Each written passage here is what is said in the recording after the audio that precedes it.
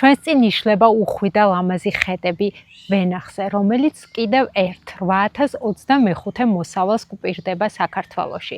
ქვეყანაში, სადაც არა მარტო ქმნით ღვინოს, არამედ ვცოცხლობთ, ვსუნთქავთ ვაზით. თუმცა, ყოველი დასრულებული მტევნის, ყოველი მოსავლის, შესანიშნავად დაწურული ღვინის უკან დგას უზარმაზარი შრომა და უხილავი რისკები, რომლებმაც მოულოდნელად შეიძლება დაგვაკარგვინოს წყობით ნასაზრდოები, ინვესტიცია, უსაზღვრო შრომა. სწორედ ამიტომ დღეს სტუმრად მყავს ადამიანი, ვინც ყველაზე კარგად იცის, როგორ დავიცვათ ჩვენი მოსავალი. ალდაგის აგროდაზღვევის განვითარებისა და ანდერრაიტინგის ხელმძღვანელი ივანე ბუჭიაშვილი. მოგესალმები ვანო. ვანოსთვის ვენახი არის არა მარტო სამსახურის ნაწილი, არამედ საყვარელი საქმიანობაც. თავად დამიგემოვნებია ვანოს დაწურული ღვინო და მისგან მომისმენია რამხელა სიყვარულს და შრომას აქცევს ის და თავისი ოჯახი ღვინის შექმნას. ამიტომ ფიქრობ, რომ ვანოსთან საუბარი ძალიან დიდი და ბევრი ინფორმაციის მომტანი იქნება ჩემი მაყურებლისთვის. დიდი მადლობა ვანო. მადლობა ანი, მადლობა და ხაზს გაუსვავდი, რომ ესეთი მნიშვნელოვანი ეს თემა, რასაც ქვია ქართული მევენახეობა, რასაც ქვია ზოგადად, ჩვენს ქართულ მევენახეობაში ამ მრავალათასლოვან ისტორიაში ნებისმიერი ინვესტიციის, ნებისმიერი აქტივობის და ნებისმიერი, ასე ვთქვათ, რისკის ფინანსური იქნება სხვა ტიპის რისკის გაწევა და ამაზე აქცენტების გამახვილება თუ როგორ სწორად ზოგადად როგორ მართოთ ეს ყველაფერი, მე ვფიქრობ, რომ კრიტიკულად მნიშვნელოვანია მით უმეტეს რამდენიმე წუთის წინ სამწუხაროდ ახმეტაში და თელავში, ჩვენ აგვზივართ ყვარელში, ამის ეთყვა იყო და დააზიანა ვენახები. ვანო, მადლობა. ამაზე უნდა ვისაუბროთ აუცილებლად. სანამ შეკითხვებზე გადავალთ და საუბარს, დიალოგს შევუდგებით, მანამდე ჩემს მაყურებელს ვთხოვს, რომ გამოიწეროთ არხი და დაალაიქოთ ვიდეო, რომ რაც შეიძლება მეტმა ადამიანმა ნახოს. ამითი ეხმარებით ჩემ არხს განვითარებაში და გვერდით მიდგახართ პირადად მე. კარგით, ვანო, გადავიდეთ უშუალოდ საუბარზე და პირველ რიგში სოფლის მეურნეობაში ფერმერის კონტროლს მიღმა უამრავი რამ რჩება. ეს არის ბუნებრივი მოვლენები, მავნებლების გავრცელება, ფასების მერყეობა ბაზარზე და ასე შემდეგ. როგორ შეგვიძლია დაზღვევა ჩავთოთ ამ პროცესში, რომ რაც შეიძლება უმტკივნეულო გავხადოთ ფერმერისთვის შედეგები? საინტერესო კითხვაა და ზოგადად თავშივე აღნიშნავს, თქვენ კითხვას უპასუხებთ, რომ ზოგადად ეს მიმართულება ისე როგორც დაზღვევა, ხო, ტექნიკურად, ასე ვთქვათ, საკმაოდ დახუნძლული ბიზნეს მიმართულებაა, მაგრამ ვეცადოთ და ვეცდები მე პირადად, რომ ტერმინოლოგია ნაკლებად გამოვიყენო, ტექნიკურ საკითხებში ნაკლებად შევიდე და ისევე როგორც მე, როგორც სიტყვაზე მე ვენახე, როგორ წარმართავდი ჩვენს ენაზე, ესე ვთქვათ, ამ ყველაფერს და როგორ გაუძღვებოდი კლიმატური რისკების მართვას რაღაცნაირად. ზოგადად მნიშვნელოვანია ერთი ისეთი კრიტიკული ფაქტორი, რასაც ქვია რისკის მართვადობის ბუნება, ხო? არსებობს რისკები, რომელიც შეგვიძლია შემოსაზღვროთ, მართოთ, ხო, იგივე სოფლის მეურნეობის მავნებელი დაავადებები. თუმცა არსებობს რისკები, რომლის მართვაც ფაქტობრივად შეუძლებელია. ყოველ შემთხვევაში მართვა შესაძლებელია ფინანსური ინსტრუმენტებით, როგორც არის დაზღვევა. არსებობს ასევე სხვადასხვა ტიპის ტექნიკური საშუალებები, როგორც არის ბადეები, მაგრამ ალბათ ეს სხვა თემაა, სხვა გაშლა საჭიროებს. ამ შემთხვევაში ყველაზე ეფექტური ყოველ შემთხვევაში რაც კაცობრიობას აქვს მიგნება გლობალურად და რასაც იყენებს განვითარებული სამყარო, ყოველ შემთხვევაში არის დაზღვევა და ეს დაზღვევა წარმოადგენს სწორედ საქართველოში ბოლო 10 წელია უკვე იმ მნიშვნელოვან კომპონენტს, რითაც ესე ვთქვათ, მევენახეობა იქნება თუ ნებისმიერი სასოფლო სოფლის მეურნეობის მიმართულება, დაცულია, დაფარულია, უმთავრესი რისკი საქართველოს კლიმატურ რისკებში ჩვენთვის წარმოადგენს სეტყვა. ლომის წილი მთლიანი დანაკარგებიდან ჩვენთან სამწუხაროდ მოდის სეტყვაზე და სწორედ შეუძლიათ დღეს სახელმწიფოს თანამონაწილეობით მათ შორის, რომელიც საკმაოდ სოლიდურია 70%-ია, ფერმერის მიერ გადასახდელი სადაზღვეო მომსახურების იგივე რასაც ჩვენ ვუწოდებ სადაზღვეო პრემიის 70%-ს იხდის სახელმწიფო. ამ ფონზე ჩვენი გადმოსახედიდან და არაერთი კვლევის ზოგადად იმზე დაყრდნობით, მტკიცებულებებზე დაყრდნობით, ეს არის იმდენად ეფექტური ფინანსური მართვის ინსტრუმენტი, რომ ფაქტობრივად ამის გარეშე, განსაკუთრებით ჩვენ ვზივართ კახეთში, იგივე შიდა ქართლი იქნება სამცხე-ჯავახეთი. რისკის პროფილები სხვადასხვაა, ხო, მაგალითად იმერეთ შედარებით დაბალია. თუმცა ინვესტიცია, ჩადებული ფული, ესე ვთქვათ, ფულადის სახით, ანუ ნებისმიერ სასოფლო-სამეურნეო აქტივობაში, სადაც კლიმატური რისკი გარკვეულწილად შემოსაზღვრული არ არის, ფაქტობრივად, ესე ვთქვათ, ცეცხლთან თამაშს უტოლდება და სამწუხაროდ და ძალიან სამწუხაროდ არაერთხელ იქნა დამტკიცებული ძალიან ბევრი ადამიანის, ესე ვთქვათ, ცუდი და მწარე გამოცდილებით ეს ყველაფერი. კი, აი ჩვენ ვახსენეთ და შევეხეთ სახელმწიფო სუბსიდირების პროგრამას. აი იმ სუბსიდირების პროგრამაზე უფრო მეტი გითხრა, როგორ მუშაობს ეს პროგრამა და რატომ არის მნიშვნელოვანი სახელმწიფოში რომ არსებობდეს, ნუ საქართველოში რატო გვაქვს სუბსიდირების პროგრამა და გვაქვს ვაზზე როგორც ვაზზე მათ შორის დიახ. ანუ თემა არის საკმაოდ ღრმა, მაგრამ ანუ მაქსიმალურად შევკვეცავდა, ვთქვათ ესე, ჯერ პირველი რატო არის სახელმწიფოსთვის სოფლის მეურნეობის დაზღვევის, ანუ არსებობა, ესე ვთქვათ, კრიტიკული, ხო? მოდი ესეთი მოსემულობა წარმოვიდგინოთ. მე ვენახე, მაგ კახეთში ვენახე პირობითად 5 გექტარის საფერავი. აჰა. ვიცი რომ გარკვეული ალბათობით, ჩემი გამოცდილებით არ მჭირდება მე როგორც მე ვენახეს ალბათობის თეორიებზე და გარკვეულ სტატისტიკურ მოდელებზე აგება, ჩემი გამოცდილებით, ჩემი წინაპრების გამოცდილებით, ანუ რეალურად განცდის დონეზე მე ვიცი რომ მე გავარ ჩემი ვენახი მათ შორის რისკის ქვეშ, რომ ვენახი გამინადგურდება. თუ დაზღვევა არ მაქვს, რას კარგავ მე და რას კარგავს სახელმწიფო? რას აკეთებს ადამიანი, როცა მას არ გააჩნია დაზღვევა? აი ამ პირობებში, როცა მოსავალი გარკვეული ალბათობით, ანუ განადგურდება სამწუხაროდ, ხო? ერთადერთი რისკის შემოსაზღვის საშუალება, მათ შორის ფინანსური რისკის არის მოვლა-მოყვანის ხარჯების შემცირება, ხო? როცა მე ეს ფული, მათ შორის ანუ თავისუფალი ფული არც საქართველოში და ზოგადად ანუ სოფლის მეურნეობაში ესე იშვიათია, ხო? წნომა ფინანსებზე, ძირითადად საფინანსო ინსტიტუტებზე მოდის. როცა ეს ფული, რომელიც მე რეალურად უნდა ავიღო და უნდა ჩავდო ჩემი ვენახის მოვლა-მოყვანაში და მე ვიცი რომ შესაძლოა განვიცადო სერიოზული ზიანი, იძულებული ვარ შევამცირა მოვლა-მოყვანის ხარჯების გაწევა კონკრეტული ვენახისთვის.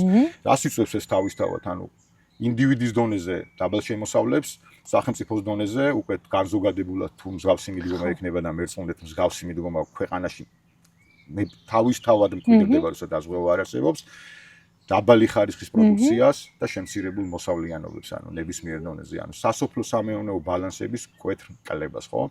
რეალურად ანუ ჩვენ გავდივართ დღეს იმ განვლილ გზას, რომელიც გაიარა ბევრმა განვითარებულმა ქვეყანა, იგივე შტატებმა, რომელსაც 1932-33 წლიდან დაიწყო, ანუ ზოგადად ეს დაზღვევაზე მუშაობა, იგივე ესპანეთმა იგივე თურქეთმა და ასე შემდეგ, მაგრამ მე ყვარელში ვზივართ და ემოციურად წერან გამახსენდა ძალიან საინტერესო ფაქტი.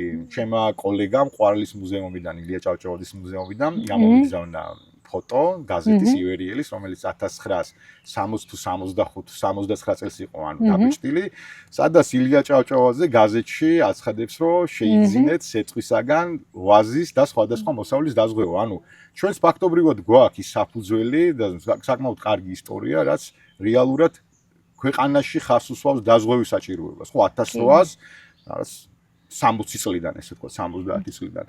ანუ რეალურად დაზღვევის გარეშე სოფლის მეურნეობის განვითარება ფაქტობრივად შეუძლებელია. ეს დამტკიცებულია არაერთი კვლევით, იმიტომ რომ წეგან რაც ვახსენე, ეს არის ფაქტორი, რეალური ფაქტორი. მეორეა, ხო, დაზღვევის მექანიზმის არსებობა პირდაპირ კავშირშია ეროვნული უშიშროების, უსაფრთხოების, სასურსათო უსაფრთხოების მათ შორის საკითხებთან.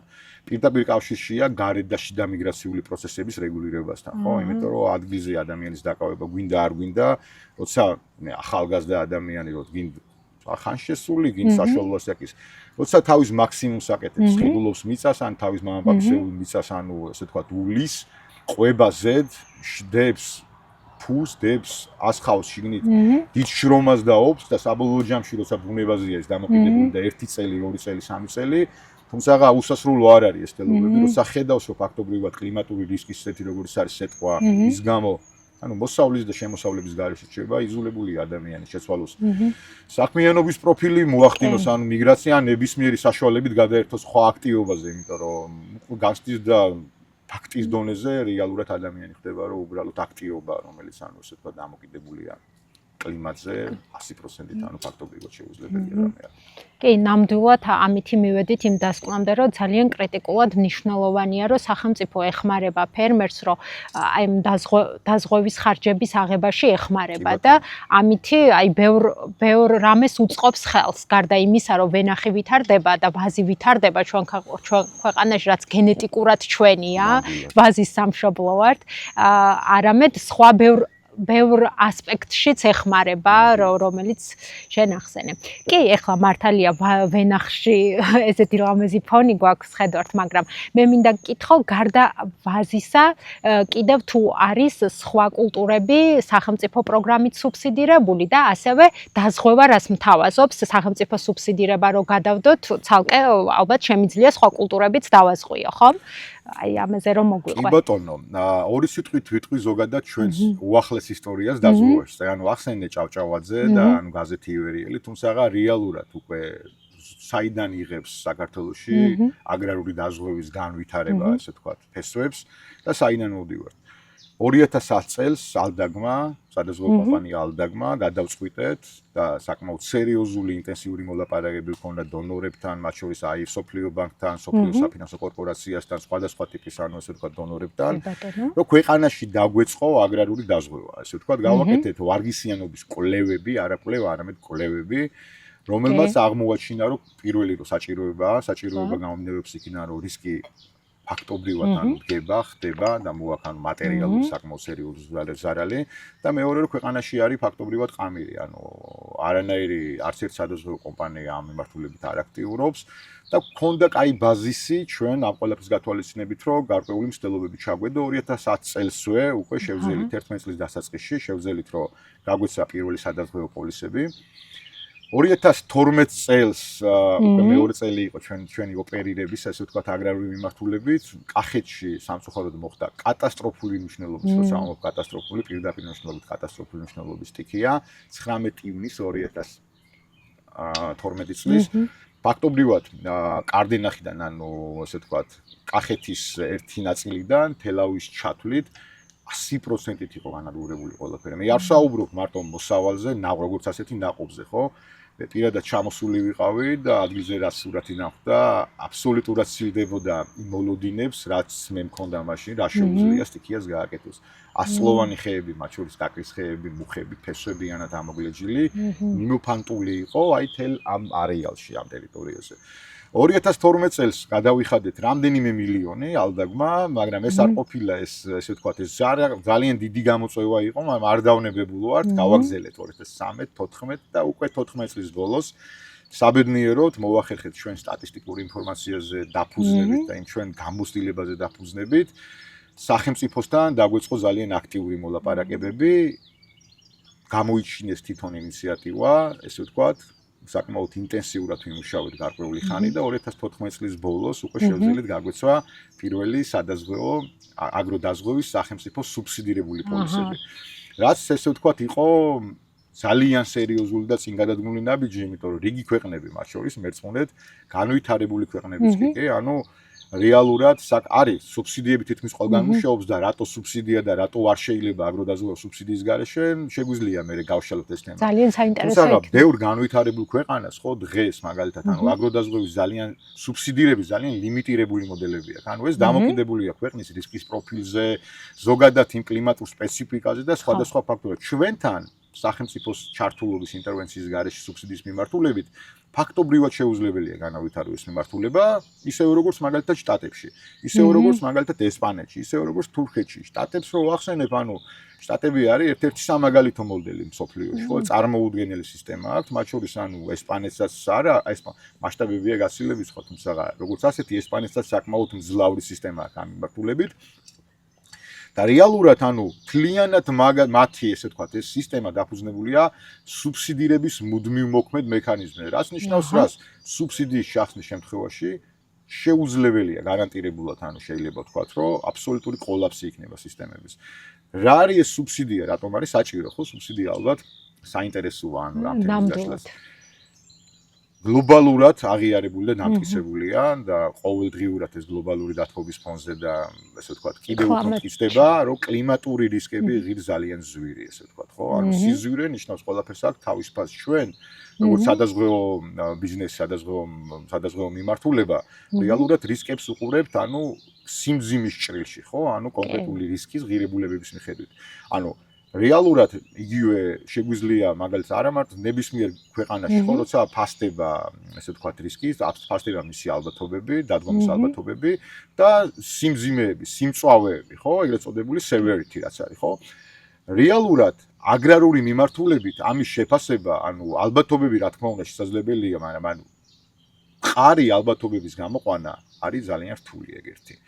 მეორე რომ რეალურად აგრომიმართულებებს კლიმატურ რისკებს ახასიათებთ კატასტროფული ბუნება, სისტემური ბუნება, რაც ნიშნავს რომ მაგალითად თუ მანქანების შემთხვევაში, დაზღვევის შემთხვევაში შესაძლოა დაზიანდეს 100, 1000, 500 ან 10 მანქანა, აქ შესაძლებელია ერთ მხდომილებაზე, რისკის ერთ დადგომაზე, მაგალითად ერთ სიტყვაზე დაზიანდეს თლიანი პორტფელის შემავალი ობიექტების 90%, 99%-იც კი. ხა ეს მარტივი მაგალითია ზოგადად ჩვენ საქართველოს პირობებზე საუბრობთ, თუმცა თუ მიუბრუნდებით იმას, რატოღის რისკები ძვირი კლიმატური რისკები არის, ერთ-ერთი მნიშვნელოვანი ფაქტორი არის ეს. ასევე შტატებში ხო, როცა დაიწყეს აგრარული დაზღვევა, მივიდნენ იმ დასკვნამდე, რომ რეალურად თუ სუბსიდია არ იქნება, ხდება შემდეგი. ანუ ჩვენ სადაზღვევო ბიზნესში ვეძახით, გვაქვს ეგეთი ტერმინი, ყველაზე მნიშვნელოვანი, ერთ-ერთი ყველაზე მნიშვნელოვანი ტერმინი, ესე ვთქვათ, adverse selection, ანუ რას ნიშნავს ანტისელექციას, ანუ ანტისელექცია რა არის? თუ რეალურად დაზღვევა არ იქნება ხელმისაწვდომი თავისი ღირებულებით, გვინდა არ გვინდა ნებისმიერ შემთხვევაში სადაზღვევო პოლისებს შეიძენს ისეთი ხალხი, ისეთი ადამიანები, ისეთი ფერმერები, რომელიც რისკის წინ დგანან ძალიან ჭარბი და მომატებული დოზით. ეს თავისთავად ნიშნავს, რომ გვექნება ის პორტფელი, რომელიც შეგვიძლია ვთქვათ, უდიდესი ალბათობით ყოველთვის იქნება ძალიან მძიმე სატარებლად და ზოგადად სამართავად. ანუ შეუძლებელია, ტიპიურად სადაზღვევო ბიზნესისთვის ისეთი პორტფელის არსებობა, რომელიც ყოველ წელს მარტივ რაღაცაზე საუბრობთ, ეხლა ძალიან ღიები გამჭვირვალები ვართ, რომელიც ყოველ წელს თავისი რაღაც მძიმე პრობლემით გამოირჩევა. როდესაც სახელმწიფო შემოდის უკვე თავის ამ სუბსიდიით და 70%-იანი სუბსიდია ძალიან მაგარია, ესე ვთქვათ, დიდი ხელშეწყობა. კი, ძალიან დიდი ხელშეწყობა. იგივე შტატებში 63%-ამდე ადის და ეგეც კი ძალიან მაგარი მათ ითვლება, სუბსიდიის დონით ითვლება. როცა სახელმწიფო შემოდის თავის სუბსიდიით უკვე, როცა ფერმერს ეხმარება იმ გადასახდელი თანხის გადახდაში, პორტფელი ხდება უფრო მრავალფეროვანი, უფრო დივერსიფიცირებული, მოდის რისკის, როგორც მაღალი რისკის კატეგორია, ისე საშუალო, ისე შედარებით დაბალი რისკის, რაც თავისთავად იწვევს პორტფელის ბალანსს და საბოლოო ჯამში ეს განაპირობებს, დაზღვევის გზელვადიანობას და უფრო მეტიც, საბოლოო ჯამში მოცვის, რასაც ჩვენ პენეტრაციას ვეძახით, ზრდას ეტაპობრივად და ქვეყანაში გამართული სისტემის ჩამოყალიბებას და ფუნქციონირებას. ანუ სიმრავლე არის ძალიან მნიშვნელოვანი, დაზღვევაში ძალიან მნიშვნელოვანია წინა ეპიზოდებშიც ვთქვით სიმრავლე რის ბევრი პოლისის აღების და აგროდაზღვევაში განსაკუთრებით მნიშვნელოვანია, ხო ესეა? აგროდაზღვევაში განსაკუთრებით მნიშვნელოვანია და ნახეთ რატო, აქ საუბარია რისკის, აქროლად ბუნებაზე, ხო? რა არის აქროლადი ბუნება? ეს volatility, რასაც ეძახიან, ხო? გამოუცნობია რისკი თავისი მძიმე შედეგებით, რომელიც გარკვეულ წლებში არანაირი კორელაციები მაგალითად წლების ჭრილში არ არსებობს. წელს თუ იყო კატასტროფული წელი, არანაირად არ ნიშნავს ეგ რომ მერმის კაი წელი იქნება. ეს არის შეუძლებელი. წინათა predictable არ არის. ეს არის დამოუკიდებელი ალბათობები მუშაობს და თავი ერთი წელი მეორესთან არანაირი კავშირში არ არის. ისე უფრო მეტის, ერთი მოვლენა, სეტყვის მოვლენა, მეორე მოვლენასთან კავშირში არ არის.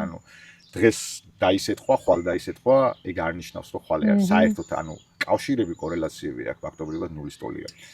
იგივე საკმაოდ გავრცელებული ტერმინია, გლობალურად მოიხსენებენ სადაზღვევო რისკებს, როგორც act of God, ხო, რას ნიშნავს ეს, რომ მოვლენები, რომელიც მხოლოდ ღმერთისგან რას გვიმზადებს. კი ბატონო.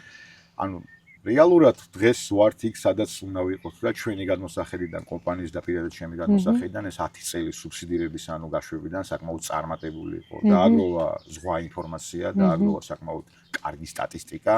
მოგცა საშუალება, რომ რამავალი მიმართულებით განვითარებული ყავით, მათ შორის ზარალების შეფასების მიმართულებით, სხვადასხვა საერთაშორისო ქვეყნის დახმარებით და დღეს მაგალითად ხო უკვე კი არა თავიდანვე პროგრამაში ჩადე ყველა კულტურა, რაც საქართველოში მოიყვანება გარკვეული მასშტაბით, რომელსაც გარკვეული ფინანსური დატვირთვა აქვს, ხო, ესე ვთქვათ, ნებისმიერი კულტურა ამ პროგრამის ფარგლებში დაზღვევადია, შესაძლოა არა მარტო ვენახი, არამედ სხვა კულტურებიც. კი, მაგრამ ბუნებრივად ჩვენი პორტფელის განაწილება, ხო, დაზღვევის პორტფელის განაწილება, ისევე როგორც საქართველოს წარმოების, ხო, ესე ვთქვათ, განაწილება მოდის ვენახებზე, ხო? ვენახზე მოდის. ძალიან სასიამოვნოა, რაც შენახსენე ის 8000 წელი, 8025. კი, საქართველოში და მათ შორის ანუ კახეთია ამის გული.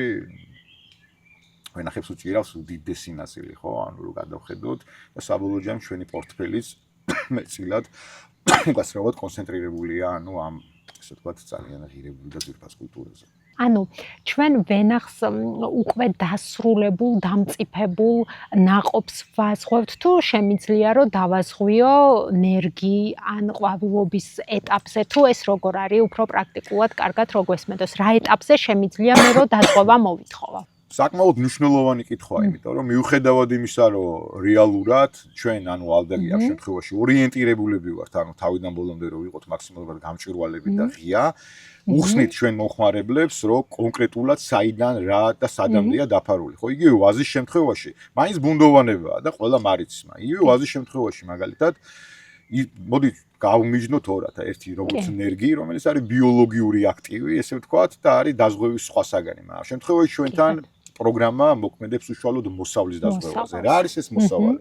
როგორც კი, ესე ვთქვათ, ადრე გაზაფხულზე, სადღაც აპრილის 5-დან გააჩნია ახლა კლიმატური რესურსი როგორ გადაგაწილდა კონკრეტულ წელს, მოდი აპრილის 5 ვთქვათ. როგორც კი გამოიტანს ესე ვთქვათ, ფოთლებს, გამოვა ფოთლიდან მყევანი, რასაც თანაყვავილედები ქვია და ეს თანაყვავილედები დაიწყებენ გადაშლას, ეს პერიოდი დგება პირველი 10 მაისი, ანუ ეგეც გააჩნია მუნიციპალიტეტს.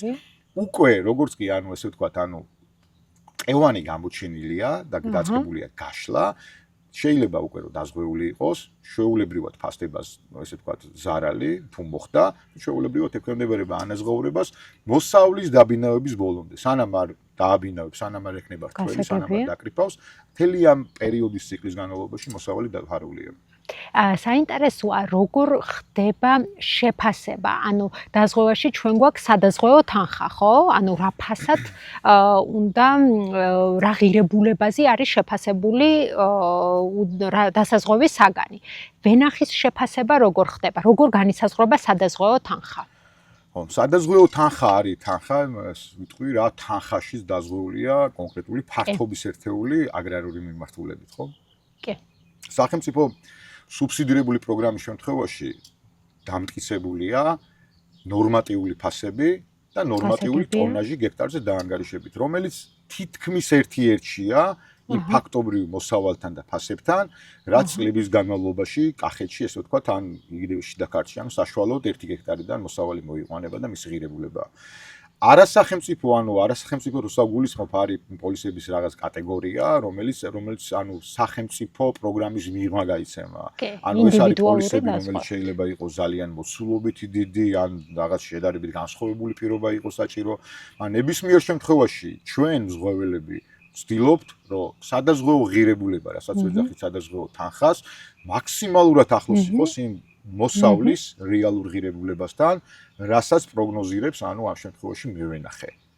გასაგებია, მე ვენახე თავად განსაზღვრავს. თავად განსაზღვრავს და მანდ ერთი მნიშვნელოვანი რა არის, მიუხედავად იმისა, რომ თავად შეიძლება ესე ვთქვათ განსაზღვროს 10 ტონა, ჩვენი გაყიდვების ნაწილი, დაზიანების გუნდი, ხო, გაყიდვების რეგიონალური წარმომადგენლები ძალიან ესე ვთქვათ კარგად ესმით ეს პროდუქტი, ჩართულები არიან თავიდან ბოლომდე და თითქმის ყველა მომხმარებელს მაინც უხსნიან და ეუბნებიან, რომ რა არის რეალურად ეცადეთ, რომ დააზღვიოთ ის, რასაც თქვენ მოველით. გასაგებია. აი, შენ ახსენე საუბრის დროს, რომ ვთქვათ ინდივიდუალური დაზღვევა არის, თუ განსხვავებული, ვთქვათ დიდი მეურნეობაა და ასე შემდეგ. და შეიძლება ფერმერი ითხოვდეს განსხვავებული პირობით დაზღვევას. ანუ ჩაგეკითხები, ფერმერს შეუძლია თვითონ მოითხოვოს პირობებში რაღაც სვალებადობა, ანუ რაღაც რისკებისგან დაზღვევა მოითხოვოს კონკრეტულად, რაც ვთქვათ, სუბსიდირების შემთხვევაში არის სტანდარტულად განსაზღვრული. იცით როგორ არის, ანუ იდეაში კი, ფაქტობრივად კი შესაძლებელია მოითხოვოს, მაგრამ მოდი ახლა შევხედოთ ჩვენ ერთ მნიშვნელოვან მომენტს, რაც ქვეყანაში, ესე ვთქვათ, საკმაოდ აქტუალურია, ხო? ერთია რას ითხოვს ფერმერი ან მოხმარებელი და მეორეა რისი საშუალება რისკის გაზომვის თვალსაზრისი დააჩნია სადაზღვევო კომპანიას, ხო? იგივე შტატებში მაგალითად, რომ სადაც მაგალითად შეიძლება დაზღვეული იყოს, ასე ვთქვათ, გვალვა, ოღონდ ის საკმაოდ ლიმიტირებულად და შეგვიძლია მაგაზეც ვისაუბროთ. როცა ფერმერი ამბობს, რომ მე ველოდები, არ ვიცი, ეხლა იქ ბუშელებშია, ხო, არ ვიცი რა, 40 ბუშელს აკრზე, აი პირობითად ვამბობ, ძალიან პირობითად, ხო? ეს ყველაფერი მტკიცდება ჩანაწერებით, შემოსავლების სამსხურის გარკვეული ჩანაწერებით, ხო? როცა მიაქ ანუ სადაზღვევო კომპანიასთან, იქ თითქმის ჩვენი და შტატების მოდელი ძალიან გავს ერთმანეთს, მასშტაბებშია განსხვავება, თუმცა თითქმის მოდელი თითქმის იგივეა, რაც იქ, ანუ ასე ვთქვათ, დამოუკიდებელი სადაზღვევო კომპანიები, რომელიც გარკვეულ პირობებს აკმაყოფილებენ ერთებიან პროგრამაში და თვითონ ახორციელებენ რისკის შეფასებასაც, პრემიების გასცემასაც, ანუ ეს ტექნიკური მხარე გვაქვს ერთი. როდესაც მიდის იქ, ხო, ესე ვთქვათ, ფერმერი მერანჩო, არ ვიცი და ამბობს, რომ მე მაგალითად მინდა 50 ბუშელის დაზღვევა,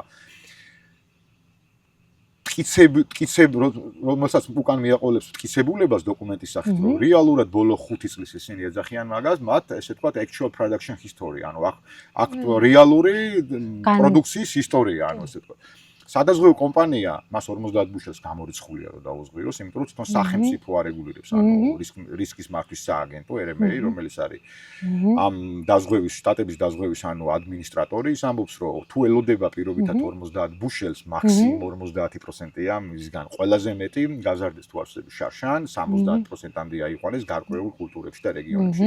ანუ ნახეთ, ჯერჯერობით ჩვენ ქვეყანაში არ არის მექანიზმი, რომ პირველი რომ მსგავსი მტკიცებულობითი არის, რომელსაც სადაზღვევო კომპანია სრულიად დაეყრდნობა, ანუ და ასე ვთქვათ, ამის საფუძველზე გასცემს პოლიცს და მეორე. იგივე როცა ვსაუბრობთ რისკების მრავალფეროვნებაზე, სეტყვა არის, ესე ვთქვათ, ყველაზე ისეთი გაზომვადი რისკი ერთი, მეორე რომ სეტყვის ესე ვთქვათ, დაზიანების სიმძიმეზე კულტურის მოვლა-მოყვანის ტექნოლოგიები, ხო, ნაკლებ გავლენას ახდენს. იგივე მაგალითად, როცა ვსაუბრობთ ხორბალზე და ვსაუბრობთ გვალვაზე, მნიშვნელოვანი არის რა? ჯერ გვალვა თავის უნებით არის ძალიან ბუნდოვანი. მისი გამომწვევი საწყისების კი, ანუ რეალურად იყო თუ არა გვალვა, ძალიან გამოცდილ ექსპერტებსაც ვერცხუნეთ, შტატებშიც კი უჭირთ. სწორედ ამიტომ არის, როცა ფარავენ გვალვის რისკს, ყველა რისკი დაფარულია მასთან ერთად, რომ ანუ საბოლოო ჯამში ყველა რისკისაგან გამოთვალონ სადაზღვევო ტარიფისა და სიხდის სადაზღვევო, ასე ვთქვათ, მოხარების სადაზღვევო პრემიას და ჩვენთან ნახეთ როგორი მომენტია, როგორც კი გვალვას ფარავ, იქ უნდა იცოდე ადგილზე ჩასვლის დონეზე და ზუსტი ინფორმაცია მოხვნიდან დაწყებული რა ოპერაციები იქნა გატარებული, ესე ვთქვათ, ამ კონკრეტულ მაგალითად ხორბლის ნაკვეთში და რატო ხო ტენის დეფიციტზე და გვალვაზე იგივე ხო მოქმედებს როგორც მოხმის ვადები, მოხმის სიღრმე, წინწრები კულტურა, სასუქების ესე ვთქვათ გამოკვება მიკრო-მაკრო ელემენტი, უამრავი ფაქტორი, ანუ გვალვა მარტო დამოუკიდებლად ესე ვთქვათ არა ანუ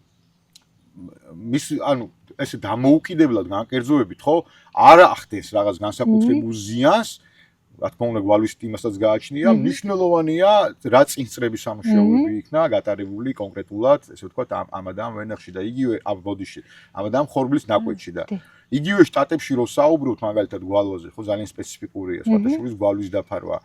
ყოველ შემთხვევაში ბოლოს რაც მე გვალვის დეფინიცია და ის მახსოვს, ანუ განმარტება მათი ვორდინგები ხელშეკრულებიდან არის ესეთი რაღაც გვალვა გამოწვეული დაზღვეული რისკების მიერ ანუ საირიგაციო სისტემებში წყლის დონის შემცირებით ან შეწყვეტით. საუბარია რაზე? გვალვა, როგორც ასეთი პირდაპირ მოქმედი რისკი არ არის დაზღვეული. მაგალითად, თუ არის დაზღვეული მეწყერი, ან წყალდიდობა, ან არ ვიცი, ნებისმიერი სხვა რისკი, მან თუ გამოიწვია საირიგაციო სისტემის წყობრიდან გამოსვლა, ჩახერგვა, ან გატეხვა, ან ნებისმიერი სახის, ანუ ფუნქციონირების მოშლა და ამან გამოიწვია, ანუ შემცირებულმა წყლის ნაკადმა, ანუ სრულიად გაჩერებულმა წყლის ნაკადმა გამოიწვია, ანუ მოსავლენობის გაფუჭება, მხოლოდ ამ შემთხვევაში ხდება, ანუ რეალურად, ანუ გვალვის რისკის როგორც ასეთი დაფარვა და ანაზღაურება. ჩვენ ამერიკის შეერთებული შტატებიც ვახსენეთ და ეს სხვადასხვა მეტეოროლოგიური პირობების დადგომაც და აი ახლა გამახსენდა, რომ ზოგიერთ ქვეყანაში აქვთ ესეთი პროდუქტი, როდესაც კონკრეტული მეტეოროლოგიური პირობები დადგება და ეს აჩვენებს, რომ მაგალითად იგივე მაღალი ტემპერატურა იყო 30 დღის განმავლობაში, ან ყინვა იყო 30 დღის განმავლობაში, რაც ცნობილია თუ ესე ვთქვათ დადგენილია რომ ნაყოფის განვითარებისთვის არის საზიანო, უკვე ზარალს კი არ აფასებენ, პირდაპირ დგება ანაზღაურება. ესეთი დაზღვევის ესეთი პროდუქტი აქვს. ანუ კი არ გადიან ნაკვეთში და თვალით კი არ აფასებენ ზარალი რა დადგა, არამედ ზარალი ბოლოს დადგება, როდესაც იმაზე ნაკლებ მოსავალს მიიღებ, რასაც ელოდები. ანუ დადგა რაღაც მეტეოროლოგიური პირობები, რამაც ჩემს მოსავალს არ მომიტანს იმ რაოდენობით და იმ ხარისხით. და უკვე ეს ტრიგერია და ანაზღაურების მოთხოვნის პრეტენზია უჩნდება გლეხს მეურნეს. აი, მსგავსი პროდუქტი, როგორც ვიცი, საქართველოში არა გვაქვს. აი, როგორ უყურებ მსგავსი რამის დანერგვის შესაძლებლობას ჩვენთან, მზად არის თუ არა სადაზღვევო კომპანიები, მზად არის თუ არა გლეხი ამ სიახლის მისაღებად. უყურებ იმედით იმ გადმოსახედიდან რომ ბოლო 10 წელია ვითარდება, მაგრამ ამის განვითარება პირდაპირ დაკავშირებულია თანაუმზადული სისტემების, ოპტიკური საშუალებების, ხელოვნური ინტელექტის, მანქანების სწავლების და ასე შემდეგ განვითარებასთან და რატომ? მოდი პირველი შევეხები, რაც შენ თქვი რომ რიგ ქვეყნებში მუშაობს ეს. ანუ ეს ქვეყნებია ზოგადად, სადაც ესე ვთქვათ, სიღარიბის დონე ძალიან მძიმე ნიშნულებს ახსევს, ხო? აფრიკის რიგი ქვეყნები, ინდოეთის რიგი პროვინციები, ანუ აქ საუბარია რაზე, ესეთი ტიპის პროდუქტები ზოგადად, ანუ დათვლილია პირველი რაზე, ძალიან მოწყვლად სოციალურ ფენაზე, მეორე, ანუ აქ ყველაზე კრიტიკული რაც არის, ამას ეძახიან ინდექსურ პროდუქტებს, ხო, პარამეტრული დაზღვევის პროდუქტებს, ანუ აქ ყველაზე მნიშვნელოვანი არის რა, რომელსაც თვითონ ინდექსური დაზღვევების შემქმნელები, მამები თავის დროზე, ანუ საკმაოდ სკეპტიკურად უყურებდნენ და საკმაოდ ანუ ამის ვარგისიანობას ესე ვთქვათ იმ გადმოსახედიდან ესე ვთქვათ უარყოფით კონტექსტში აღიქვავდნენ. არსებობს ეგეთი ცნება ბაზისური რისკი, ანუ ქართულად ბაზისური რისკი დავარქმევ, basis risk, ხო, რაც ნიშნავს რას? თუ თანამგზავრის ან მეტეოსადგურის მიერ გაზომილი პარამეტრი და კონკრეტული კულტურის გამოწვეული ზიანი ძალიან მჭიდრო კორელაციებში არ არის ერთმანეთთან, აქ უკვე იშვება ეს ბაზის რისკი. აი მაგალითად დავუშვათ. ნახეთ როგორი მომენტია ბაზის რისკის ყველაზე მძიმე მხარე. ანუ ინდექსური დაზღვევა არ უყურებს ინდივიდებს.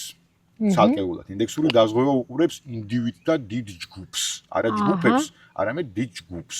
მაგალითად ავიღოთ რაღაც ნებისმიერი ქვეყანა, ანუ განვითარებულ ქვეყნებში ვიტყვი რომ ფაქტობრივად საპილოტე სხვადასხვა ტიპ, ანუ ინდექსურ დაზღვევას ტიპიურად არ გამოიყენებენ. გამოიყენებენ საძოვრებისთვის, შეიძლება მეცხოველეობისთვის, ბალახის ინდექსი ეგრეთ წოდებული, რეინფოლ ან წვიმის ძალიან საინტერესოა. მაგრამ ვენახისთვის, ატმებისთვის, ანუ სხვადასხვა ტიპის, ანუ ღირებულ კულტურებისთვის არ გამოიყენებენ. იგივე რა დაუბრუნდეთ, ხო, ანუ რასაც საუბრობდით, ინდოეთში თქვა დაზღვეულია, არ ვიცი, 2 მილიონი ფერმერი, კონკრეტულად ბამბის მოსავალი დაზღვეული ინდექსურ დაზღვევაზე. ის არ უყურებს ფერმერთა ესე ვთქვათ, ბამბის წარმოებელთა რაღაც ნაწილი ვინ დაზიანდა, ვინ გადარჩა, როგორც კი ინდექსი ჩამოცდება ან ნაცდება იმ დაფიქსირებულ ზღურბს, ხო, რასაც ტრიგერს უწოდებთ, ხო?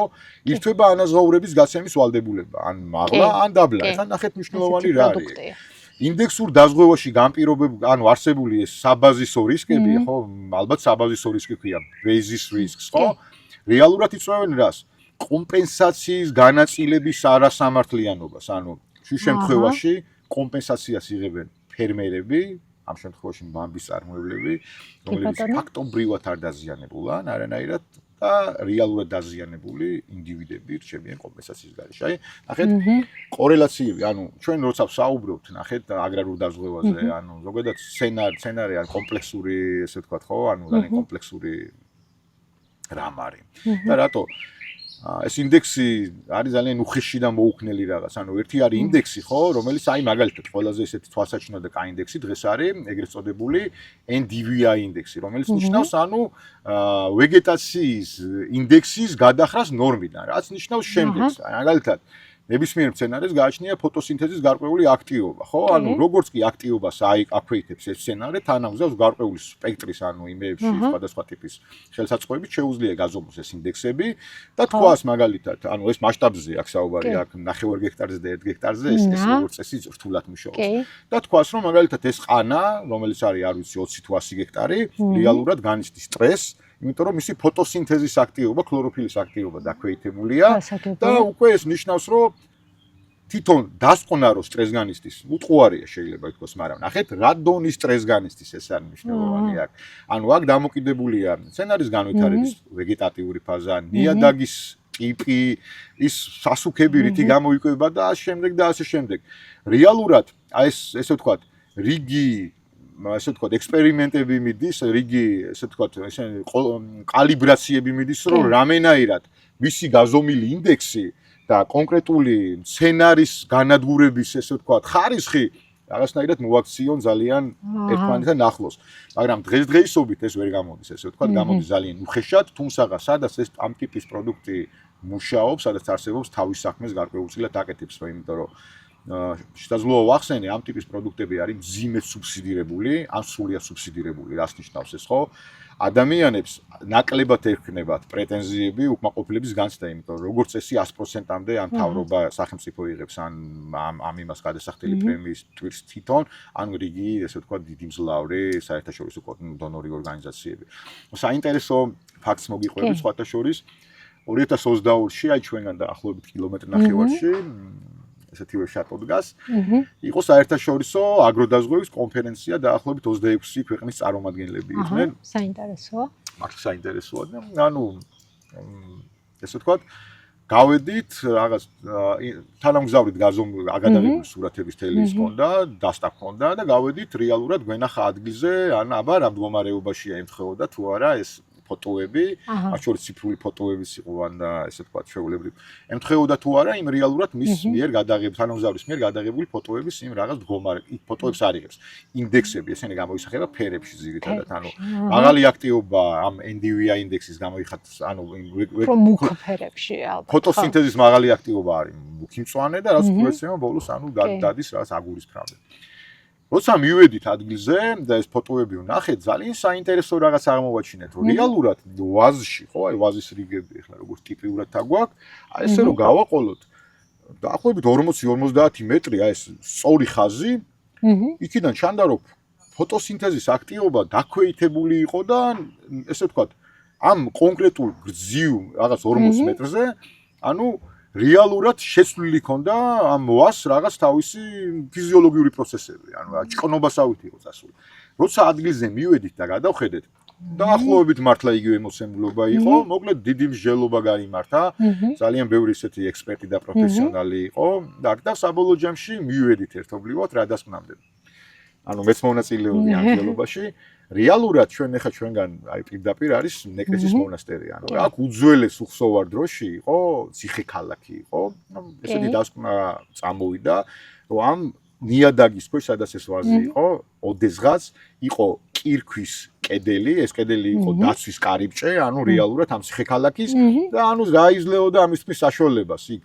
მაშინ შენდებოდა იმ კირით და გარკვეული კირში არსებული კარბონავტები და არის სხვადასხვა ნივთიერებები, რომლებიც იმ კონკრეტული ვაზებისთვის, რომელიც აქ კედელზე მოხდნენ, თესთა სისტემისთვის, გარკვეულწილად შეუთავსებელი იყო. მოკლედ, ეს არის საშუალებები თანამგზავრული სისტემების და ზოგადად თანამედროვე ტექნოლოგიების განვითარება, რომელიც სამომავლოდ ძალიან მნიშვნელოვან სიტყვის ამ მიმართულებით და არა მარტო აგრომიმართულებით. თუმცა დღესდღეობით აგროდაზღვევაში მათი ესე ვთქვათ ჩართულობა შედარებით შეზღუდულია. აი შენ ახსენე თანამგზავრული სურათები, ასევე დრონით გადაღებული სურათები. დღეს რა გვაქვს სახეზე? გვაქვს ის, რომ ზარალირო დადგება, ექსპერტი მიდის ვენახში, ხელით, თვალით აფასებს დაზიანების ხარისხს, რაოდენობას და თუ თანამედროვე ტექნოლოგიებზე და ინოვაციებზე ვსაუბრობთ, შეიძლება ადამიანი, ანუ ფიზიკური ექსპერტის მიერ შეფასებული იყოს ძალიან სუბიექტური, მიკერძოებული, რომელიმე მეურნეობის მიმართ. მაშინ, როდესაც სატელიტურ სურათებს, დრონით გადაღებულ სურათებს თუ შეაფასებს ხელოვნური ინტელექტი, ის ობიექტურ რაღაც მტკიცებულებებზე დაფუძნებულ დასკვნას გამოიტანს. ანუ საქართველოში ეს ჯერ არა გვაქვს. ანუ შენ როგორ უყურებ აი მსგავსი რაღაცის დანერგვას? ჩემი აზრით, დღეს მეურნეობები საქართველოში ამისთვის მზად არ არიან იმ თვალსაზრისით, რომ მათ ნდობა მნიშვნელობა უფრო აქვთ, აი ესე ვთქვათ, წონიანი ექსპერტის მიმართ და მათ რა თქმა უნდა ნდობა ხელოვნური ინტელექტის მიმართ, რომელიც რამდენიმე წელია რაც გამოჩნდა, არ აქვთ. მაგრამ შეიძლება ხელოვნურმა ინტელექტმა ამ შემთხვევაში უფრო კარგად იმუშაოს. სადაზღვევო კომპანიები რას ფიქრობთ აქ? არ გეგმავთ რომ ჩართოთ საქმეში ხელოვნური ინტელექტი? საინტერესო კითხვაა და ესე მე აი ესე შევხედავდი ამას. ანუ ახსენე შეერთებული შტატების გამოცდილება და ზოგადად დაახლოებით 12 მილიარდამდე ხარჯავს მარტო სახელმწიფო ამ მიმართული პრემიის სუბსიდიის სახით. ანუ შეუძლიათ თუ არა და აქვთ თუ არა მათ უფრო მეტი საშუალებები ვიდრე ჩვენ, რომ გამოიყენონ ეგრეთ წოდებული ხელოვნური ინტელექტი და ანუ მანქანების სწავლება, სხვადასხვა ტიპის მოდელები ზარალის შესაფასებლად. რა თქმა უნდა, ჩვენზე გაცილებით მეტი საშუალება აქვს. ხო, იყენებენ თუ არა? არა. არა. რეალურად გეტყვით რა, ანუ პირველი არის რომ ზოგადად ამ ტიპის დაზღვევებს, რაც ჩვენ გვაქვს შტატებში, იგივე ესპანეთში, ეს ტრადიციული დაზღვევებად მოიხსენიება, სადაც მარტო არა ზარალის შეფასება და არა მარტო პოლის გაცემა, ის ჩასვლა ადგილზე ადამიანის, ანუ ზიანი არ არის მარტო ფინანსური, ხო ზიანი მათ შორის გამოიხატება ემოციური, რომელიც არანაკლებია ამ შემთხვევაში. ადგილზე მისვლა იმ მომხმარებელთან ერთად, ანუ ზიანის აღწერა ძალიან მნიშვნელოვნად, ასე ვთქვათ, იწევს სანდობის ხარისხის კიდევ უფრო ზრდას. ხო. რა თქმა უნდა, დრონები გამოიყენება და შესაძლებელია ზოგადად, მაშინ ძალიან ღია ვიქნები და ვიტყვი, მსგავსი ტიპის, ანუ ასე ვთქვათ, თანამგზავრული სურათები ძირითადად გამოიყენება თაღლითობის კონტროლისთვის. გასაგებია. რომელიც საკმაოდ კარგად მუშაობს. თუმცა საინტერესო არის რა ეხლა იმ მიმართულებით რაც შემკითხე ესპანეთში უკვე დაიწყეს ანუ გარკვეულ მოდელებზე მუშაობა, სადაც AI-ის ინტეგრაცია ხდება, ასწავლიან მილიონობით ფოტოს, მილიონობით ანუ იმ ახასიათებლებს, ამ ახასიათებლების კონკრეტულად ან დაზიანებებს, ან რაღაც სხვადასხვა ტიპის გამიჯვნა, მაგალითად მავნებლის სეტყვისაგან და ამ შემდეგ რეალურად შეძლეს უკვე რომ გააკეთეს, ანუ არის ეგრეთ წოდებული ანუ პროგრამა, აპლიკაცია, მათ იმაზეც არის შესაძლო მეღოთ დაშვება, რა თქმა უნდა, არ გარდა არავის, რომელსაც შეუძლია ხეზე არსებული და ჩამოსვლელი ნაყოფების დათვლა. საინტერესოა. ანუ უფრო მეტიც ანუ შეუძლია რიგი ნაყოფები, რომელიც ანუ ძველი, ჩამოყრილია, ანუ გამიჯნოს გარკვეული სხვა კლასიფიცირებაში, სხვა კლასში გაუშვას და ცალკე გამოიტანოს მათი ნაყოფების რაოდენობა ან წონაში ან რაოდენობაში. და ეს უკვე ხანდა ესე ვთქვათ პილოტებია ეს ყველაფერი რომელიც ფეხში დგავს ნელა-ნელა სამომავლოდ რა თქმა უნდა ეს ყველაფერი მოხდება და მათ შორის დარწმუნებული ვარ ჩვენს არ ჩამოვშებით თუმცა ადამიანის სიარული აი ესე ვთქვათ ვენახი იქნება ვაშლი ატმის ბაღები თუ სხვადასხვა კულტურები მე პირადად ვფიქრობ რომ შეუცვლელია და გაცილებით ობიექტური იქნება ყოველთვის ვიდრე ესე ვთქვათ მანქანის მიერ თუ გინდა კი ვენდობით თუ არა ხელოვნურ ინტელექტს კი რა თქმა უნდა იმ გაგებით რომ კალკულაცია შეიძლება უფრო ზუსტად მოახდინოს კი მაგრამ ნახეთ მნიშვნელოვანი რა არის ერთია კალკულაცია სწორედ რაზე დაყრდნობით ახდენ ხო და მეორეა კალკულაციისთვის საჭირო პარამეტრებს საიდან იღებ ანუ იქ ნიმუშების რასაც სემპლინგს ვეძახით ხო ანუ ეს ნიმუშები განზოგადებული თუ არ იყო ხო ის შეიძლება ექსპერტმა მოიაროს თლიანი ვენახი 7 8 10 20 ადგილი ნახოს ხო ხტები ანუ ახლა ტიპიურად დრონის შემთხვევაში ეს თითქმის არის შეუძლებელი და გეტყვით რატო ანუ იყო გარკვეული ცდები ასე ვთქვათ მანქანების სწავლების ერთ-ერთი პროგრამის ფარგლებში ანუ მისეს ესე ვთქვათ ათასობით ფოტო ამ დრონებს ესე ვთქვათ AI-ის ასწავლეს ხელოვნურ ინტელექტს და საბოლოო ჯამში უნდათ რომ მოეხდინა რაღაცნაირად განსხვავება დაზიანებულის და დაუზიანებელი მტევნების. ახლა ნახეთ რა მოხდა პირველი რომ ანუ ვიზუალიზაცია ჯერჯერობით ძალიან უჭირს ანუ ზოგადად ანუ ხელოვნურ ინტელექტებს არის რაღაც ესე ვთქვათ კონკრეტული მიმართულებები პროგრამები რომ მაგრამ დასახვეწია ამას არავინ ყველა აღიარებს რომ ჯერჯერობით ვიზუალიზაცია არ არის ძლიერი მხარე და მეორე აღმოჩნდა რომ ეს დრონი უნდა შეიყვანონ რაღაცნაირად ისე უნდა აფრინონ ისეთი კუთხით რომ ტევანს გაუაროს ესე ტევნებს გაუაროს რაც ფაქტობრივად შეუძლებელია ხო შეიძლება დააზიანოს ან თავი დაიზიანოს და ჩამოვარდეს უბრალოდ ხო შეუძლებელია ისეთი კუთხით აოპერირება ნახეთ ადამიანს ჩვეულებრივად რომელსაც აქვს მაგალითად კამერა და რომელსაც ექნება ეს აპლიკაცია ძალიან მარტივად შეუძლია ეს სემპლინგი ან ნიმუშთა აღების მეთოდი ტექნიკა ქონდეს ძალიან დახვეწილი კი, გასაგებია. აი ესეთი ნიუანსები. კი, ანუ თემა ძალიან საინტერესოა, ძალიან ღრმა და ჩვენს ზოგადად მომავლის თვალით შევყურებთ, კაი თვალით შევყურებთ, მაგრამ სიფრთხილე ჭირდება. სიფრთხილეთ ჭირდება და დანერგვა სჭირდება სიფრთხილე და შენ კარგი მომენტი ახსენე, რომ დაზღვევა ემოციებთან არის დაკავშირებული და არა საკმარისი არ არის მხოლოდ ზარალი აანაზღაურო მაგ დროს საჭიროა რომ ემოციურად გვერდით იდგე ფერმერის გვერდით იდგე ესეთ მსგავსი შემთხვევის დროს და ამიტომ დაზღვევა არსებობს არა მარტო იმიტომ რომ ზარალი აანაზღაუროს, არამედ იმიტომ რომ დაგვეხმაროს ზარალის რო არ მოხდეს პრევენციაში, ანუ მოგცეს რჩევები როგორ ავირიდოთ თავიდან. სადაზღვეო შემთხვევა. აი მოგვეცი ჩვენ დღეს რჩევები ვინც გვიყურებს ჩვენს მაყურებელს. სადაზღვეო შემთხვევა, უკვე შემთხვევათა ერთობლიობა, როცა უკვე აღიარებულია ზარალი და ანაზღაურებამდე მიდის ხო საქმე. თვითონ რისკ ჩვენ ვერ ავირიდებთ. ჩვენ შეგვიძლია რისკის შემოსაზღვრა, ასაც ვეძახით risk coping, ხო? ანუ რა არის ის რისკის შემოსაზღვრა? შემოსაზღვრა ამ შემთხვევაში არის თვითონ ესე ვთქვათ, საშუალება, როგორც ფინანსური რისკის მართვის ერთ-ერთი ინსტრუმენტის დაზღვევის გამოყენება დანერგვა. ჩვენ შეგვიძლია თავიდან ავირიდოთ, მაგალითად, რისკის შემდგომი, დაზიანების შემდგომი ზარალების პროგრესირება, ხო? ანუ მაგალითად, როცა დაისახება ვენახი, აუცილებელია მის დამუშავება სპილენძის შემცველი პრეპარატები, თელი რიგი, ანუ ფუნგიციდებით, რათა არ მოხდეს შემდგომი, ესე ვთქვათ, დაავადების გავრცელება. აი მათ შორის ის ექსპერტები, რომლებიც საკმაოდ დიდი გამოცდილებით არის, ბევრი და დონორ ორგანიზაციებიდან და ღვაწლმოსილი ხალხია, ანუ ბევრი ეს დიდი გამოცდილებით. ანუ წევენ გარკვეულ კონსულტაციებს, ანუ რა გამოიყენონ, როგორ გამოიყენონ, მოქმედი უთიერება რა უნდა იყოს, როგორ გასხლანა და ასე შემდეგ. ემოციურად წეღანაც ვახსენე, ძალიან მძიმეა, ანუ მე პირადად ხო ეხა აი ძალიან ღიად ვიტყვი. რამდენიმე ვაზი დამიზიანა, რომელსაც რა ვიცი, შვილი ვიზდი, საფერავია სხვათა შორის, ბუდიშვილის საფერავი, ყვალიდან ჩატანილი თბილისში სასწაულად გაიხარა. მაგრამ რომ მივედი სახში ღამე იყო და ავხედე და დაბლეს ფოთლები გაშლილი და აი იმ ერთი ძირის ვაზის დაზიანება ემოციურად ძალიან მძიმე ხასიათზე დამარხა. წარმომიდგენია და წარმოგვიდგენია უამრავი გვინახია, როცა ადამიანი წეღანას ვახსენეთ, რომ დებს თელ თავის რესურსს. კი, თავის ინვესტიცია შრომას როცა უბრალოდ რაღაცას გაყურებ, ხო? ურთულესი მომენტია. მე პირადად რა არერთხელ დამესიტყო მანქანა მათ შორის კახეთში, რაღაც თვითონ სტიქია თავისი ბუნებით ყველა მძიმეა, მაგრამ სტიქია, რომელიც თელი წლის ჭირნახულს ესე ვთქვათ, ხო? ნაწვალებ რაღაცას ემუქრება უკვე, ანუ სხვა მასშტაბებში გადადის. კი. სხვათა შორის პატარა ისტორიას მოყვები.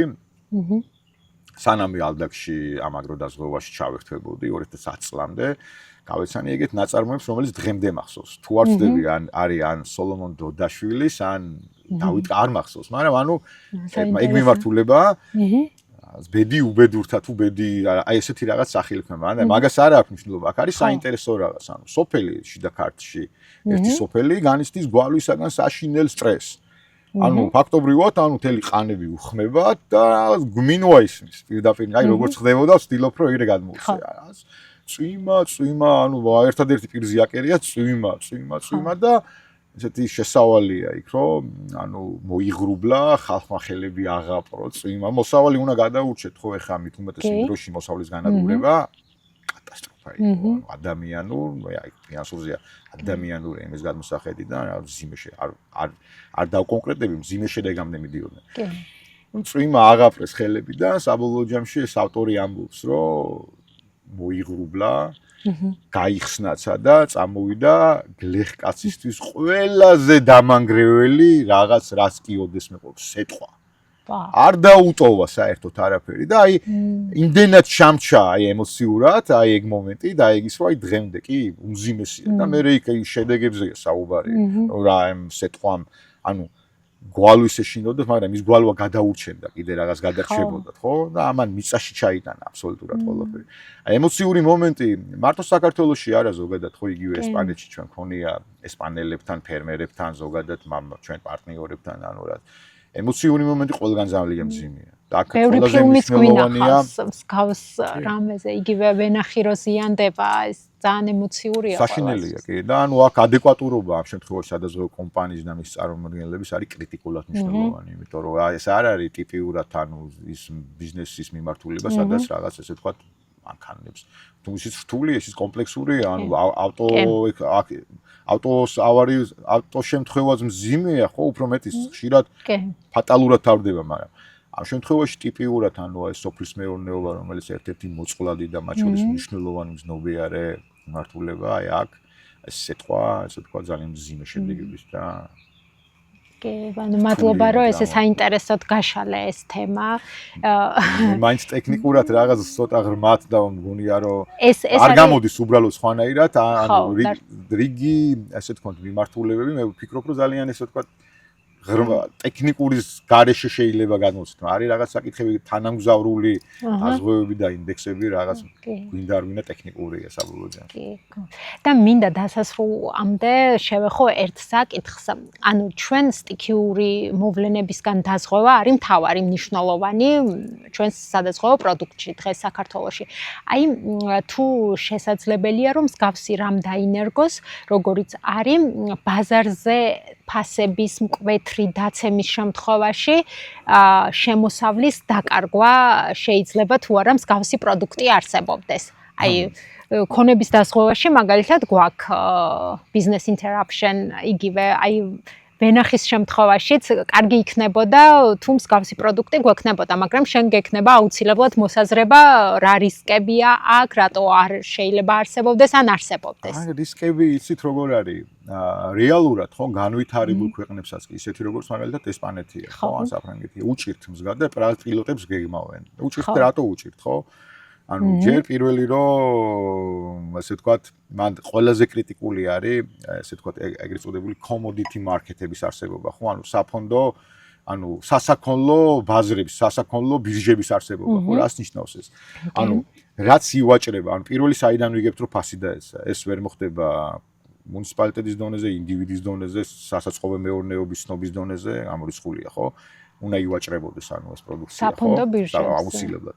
იგივე როგორც არის მაგალითად შტატების ეს revenue შემოსავლების დაზღვევა, აგრარული დაზღვევის შემოსავლების დაზღვევის მიმართულება, დგას მაგალითად იგივე არსებობს ეგეთი Chicago Board of Trade, ანუ რომელიც ანუ ძალიან მისი მონაცემები არის ძალიან უტყუარი და როგორც კი ანუ დააფიქსირებს ანუ ესე ვთქვათ რომ რეალურად ვარდნა თან მნიშვნელოვანი რა ხო ანუ კომოდიტად ანუ ყველა კულტურა არ მიიჩნევა აი კომოდიტად როგორ ვთქვა ანუ ივაჭრება რა ივაჭრება სოიო რაფსი ზესუნზირა ხორბალი ქერი აი არ ივაჭრება მაგალითად ატამი ვაშლი ხო ხდებით ანუ გლობალურად ასესია ხორბლის გასაგებია უკვე ირთვება ის მექანიზმი რასაც ქვია revenue insurance ანუ შტატების შემთხვევაში ხო ანუ აი ესე ვთქვათ, საფუძველი არის კრიტიკული, ხო? მეორეა რა, ანუ ამ შემთხვევაში როგორც წესი, ფასების ფლუქტუაცია, ესეთი უცებადი ყევები არის ძალიან არაპროგნოზირებადი. და შეუძლიათ ამ რისკის ტარება მხოლოდ ძალიან ძლიერ ბაზრებს, მარკეტებს, ხო? როგორც არის შტატების მულტიმილიარდიანი პროგრამა. ესპანეთს უჭირს. ესპანეთმა ფაქტობრივად ტიპიურად მსგავსი მოდელი ვერ გააკეთა, ამ პილოტი ჩახსნეს და გადავიდნენ ეგეთია, მეორე, ოღონდ მსგავსი. Whole farm revenue insurance.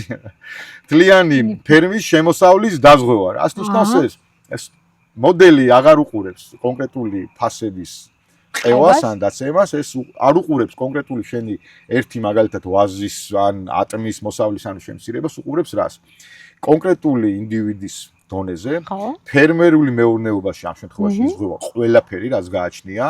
შეფასება ხდება ანუ რეალური ანუ რა უნდა მიიღო ამ ადამიანს თავისი ყველა იმიდან ატამი, მსხალი, ვაშლი, ყურძენი ამ შემდეგ და თუ წლის ბოლოს უკვე ძალიან მკაცრი დოკუმენტების საფუძველზე ანუ აქაც თავისი რისკები აქვს ბუნებრივია თუ დადასტურდა ანუ დოკუმენტაციით, ოფიციალური დოკუმენტაციით რომ მან მიიღო იმას ნაკლები ვიდრე პოლისში დაფიქსირებული ანუ რაოდენობა ამ შემთხვევაში ირთვება ეგრეთ წოდებული ეს შემოსავლების დაზღვევის მაგრამ ტიპიურად სხვა ეს და ის ხო ხდებით ისეთი მომენტია.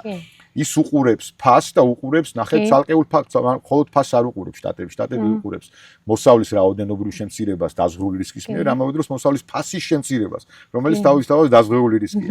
თვისობრივად ხო, ანუ ოდესმე რა შესაძლოა მაგალითზე, რასაც განვითარებული ქვეყნები და ის მომწიფებული ბაზრები გაივლიან, ჩვენს მერე გამოვიყენოთ თუმცა განმოსახედიდან თურქეთსაც საკმაოდ ძლიერია, ანუ აგროდაზღვევის, მაგრამ შემოსავლების დაზღვევისგან ჯერჯერობით თანუშოს არიან, ბატონო. დიდი მადლობა, ვანო, ძალიან საინტერესოდ გაშალე თემა და ვფიქრობ, რომ აი ისეთი თემებია, რომელიც კიდე მეტ საუბარს მოითხოვს და იმედი გვაქვს კიდე მოგვეცემა შესაძლებლობა, რომ ვისაუბროთ და აი ეს საკითხი ბოლომდე თუ არა, აი მაქსიმალურად ამოვწუროთ და გამოვწუროთ ეს თემა. სიამოვნებით, იცი, ანუ რეალურად დაზღვევას, ხო? ნებისმიერ პირს, რომელიც ამ აგროდაზღვევის მმართველობით რაღაც ერთვება, ჩვენთვის ძალიან დასაფასებელია, იმიტომ რომ ამას უყურებთ ჩვენ ძალიან გრძელვადიან პერსპექტივაში და ესე ვთქვათ, გვინდა რომ ეს მიმართულება მაქსიმალურად განვავითაროთ და მაქსიმალურად დაცულობის ხარისხი ჩვენ გვესმის რომ სულიად საქართველოს მოცვა ეს წოდებული პენეტრაცია ვერ იქნება 100%-იანი, მთელი საქართველო ვერ იქნება დაზღვეული. ეს სულიად ბუნებრივია, იგივე ესპანეთში ხო აღიარებულია რომ დაზღვეულია მთლიანი აუთპუტის წარმოების დაზღვევადია 70% და ამის 80%-ს რო აზღვევენ უკვე ხო იმ დაზღვევადიანის უკვე მაგრამ ჩვენი მიზანია ეს რისკის ქვეშ ყოფი მართლა რეალურად იმ ძალიან კრიტიკული ესე ვთქვათ ობიექტების მაქსიმალურად მომრავლება დაცვა და ვინც ამ საქმეს ჩვენს ეხმარება ბუნებრივია რომ ძალიან მნიშვნელოვან საქმეს აკეთებთ და აი 2012 წლიდან დაიწყე და 2012 წლიდან ძალიან მნიშვნელოვან რამეს ჩაუყარეთ საფუძველი და ამისთვის ძალიან დიდი მადლობა და დარწმუნებული ვარ მაყურებელიც ამას მიხვდება და ამას დაინახავს და დააფასებს თქვენ შრომას. იმედია, მადლობა ანი, შენი ჩართულობას მართლაც მნიშვნელოვანია და ბევრ წარმატებას გისურვებ ესეთ საინტერესო თემების გაშლისთვის და საომავლო ზოგადად. დიდი მადლობა, ვანო. აქვე მადლობა მინდა ამ შესანიშნავი გარემოსთვის, ნეკრესი ესთეიტს, სასტუმრო ნეკრესი ესთეიტს გადავუხადო, აუცილებლად ესტუმრეთ და დააგემოვნეთ მათი მრავალფეროვანი ენდემური ჯიშის ღვინოები. დიდი მადლობა პოდკასტარიას ტექნიკური მხარდაჭერისთვის. თქვენ კი აუცილებლად გამოიწერეთ არხი და ლაიქეთ ვიდეო. მე კი მომავალ ეპიზოდამდე გემშვიდობებით.